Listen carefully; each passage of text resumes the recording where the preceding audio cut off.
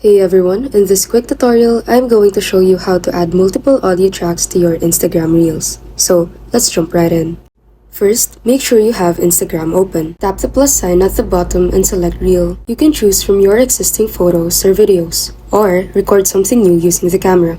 For this video, I'll use this picture as a sample. Once added, tap Next on the bottom right. Now, you're on the Reel editing page. To start, tap Edit Video in the bottom left corner. Then, click on Tap to add audio. From here, you can choose any music or sound you like. You can also pick which part of the song to include. Once you're happy with it, tap Done, and that's your first audio track added. To add another audio, just repeat the same process. First, tap to add audio again. Choose your second audio. Select the part of the song you want to use. Then, tap Done. Now you can adjust each audio track. Just drag them around to line them up how you want.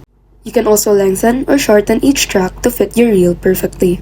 And just like that, you now have 2 audio tracks in your reel. If you want to add more, just repeat the process and you can add up to 20 audio tracks in total. And that's it. That's how you add multiple audio tracks to your Instagram Reels. If this helped, be sure to like and subscribe for more quick tutorials.